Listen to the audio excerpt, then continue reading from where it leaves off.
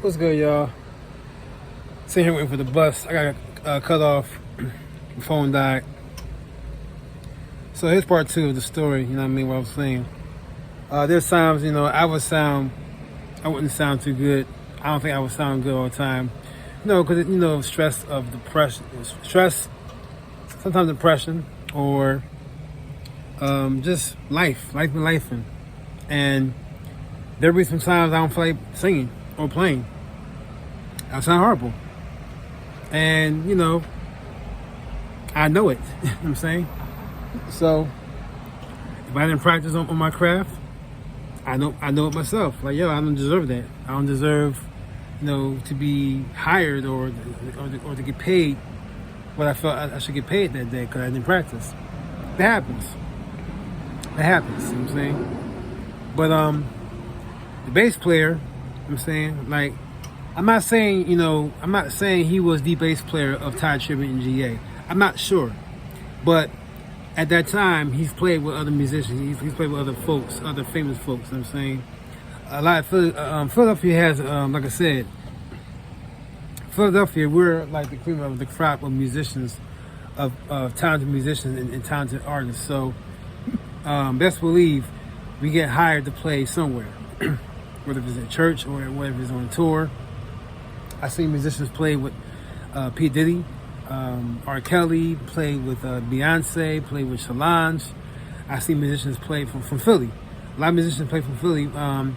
Played with Adam Blackstone in the BBB All Stars.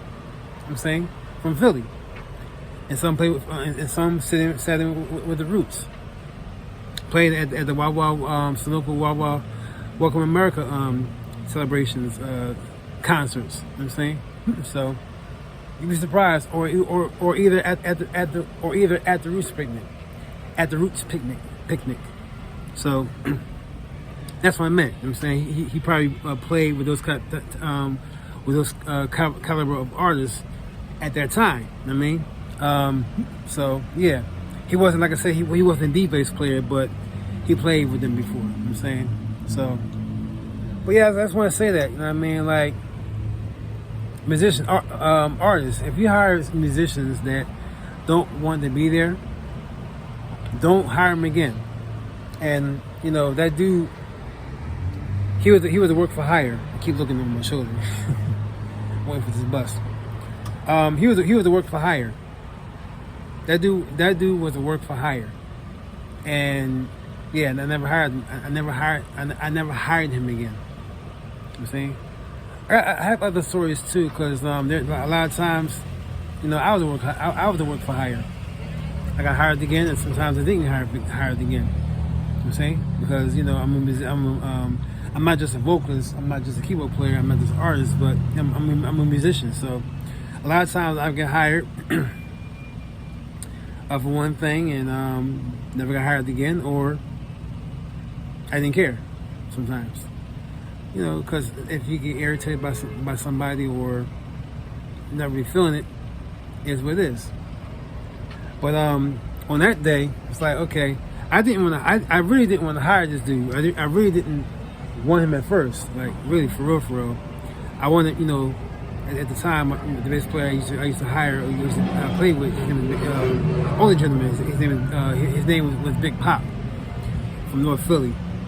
Classy guy. I learned a lot from him. A real classy guy. He was a band leader.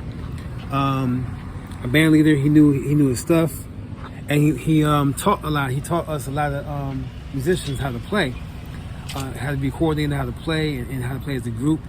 Very well spoken. He was like a father figure to all of us, and I miss him. I'm not sure if he's still here or not, present in this world.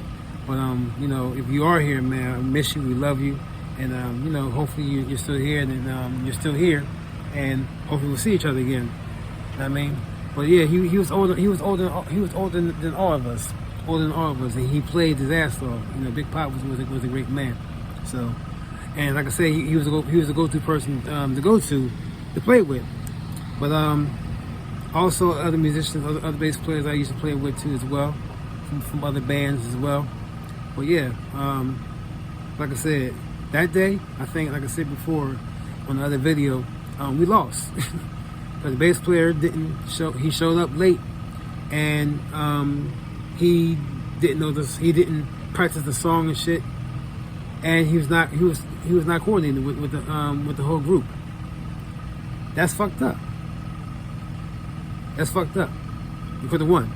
Like, matter of fact, competition wasn't that. The competition that night was steep, but I knew the sound that we had because I knew the singers and other musicians that was with me could blow them out the box. Because at that time, I was playing at open mics, like the Fire Spot. I was playing at out of the Gallery. I was also playing at Downlands Palace in North Philly on Broad Street. Now it's no longer there. So I knew who I knew, and I knew what I had at that time. And some of those players, some of those players are a couple of those players I still play with today, like Gilbert Songbird and Roland Ali. So yeah, we lost, and I'm still kind of pissed about that. I'm still kind of pissed about that. You know what I'm saying? Like, damn, man, we just lost the fucking competition. You know what I'm saying? We could have won the competition. So, but yeah, that's the story. You know what I'm saying? Musicians, artists, know your shit. Artists know how to lead. Musicians know how to follow. Even I don't care if you play with a famous person. Know how to follow. Know how to follow. If you're not in charge, you're not in charge. And the bass player thought he was in charge. He wasn't. He lost. So that's the story, y'all. I mean, that's the story. It's more to it. It's more to that. But I have to get off this phone and go home. Go to bed. I'm tired. I have to get up in the morning and play. So, all right, y'all. Stay strong. This is Chris Nelson. Love y'all. Stay strong and peace. Enjoy yourself. Happy new month of August 2025. One love and peace and light and blessings. Peace.